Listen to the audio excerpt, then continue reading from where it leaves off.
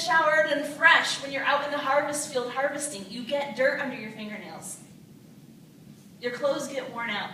You put on your painting shirt. You put on your work gloves. Because serving God is messy and glorious at the same time.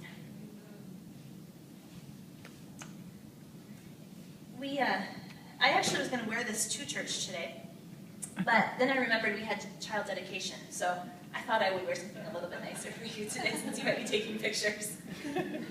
Sometimes there are formal occasions where, as Christians, we dress up and we do that kind of stuff. But I think, figuratively speaking, that this is how Christians are to look a little bit more often. Ready to go. Ready to dig in. Ready for the hard stuff.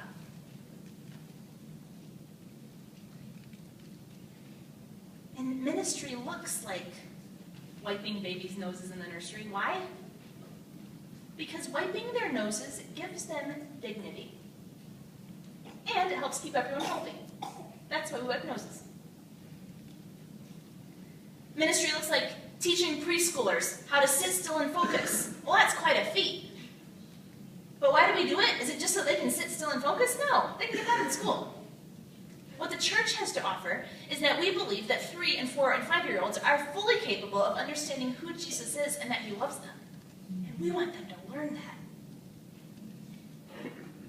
Ministry looks like turning little black and silver knobs on a soundboard. Why? Because minimizing technical distractions help people focus on Jesus. Ministry looks like scrubbing toilets and carrying trash out to the dumpster so that no one dies of some deadly disease.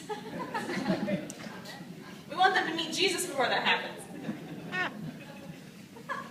And ministry looks like painting walls. Why? Does it really matter what color the walls are? I found myself thinking of this as I hate painting second coats of color because you can't see the change. It looks like you're just doing the same thing over again. Yesterday I was grumpy because I was painting a second coat, and I hate painting second coats. So, for those of you who were there, yes, I was grumpy yesterday. Because it was a second coat. I didn't want to do it. And I found myself thinking, what's the purpose of this? Is this really going to change lives? But here's what happens. Another story about Vacation Bible School. One of my neighbor kids' moms came to pick up her kids because she knew we were taking 4 trips back and forth with kids every day. She is completely unchurched.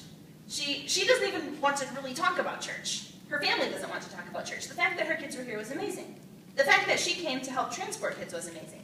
And so she's sitting out there in her car, and I said, you want to just come in and see what the kids are doing and just see the church? Because there's something about getting over the threshold of the door that helps people.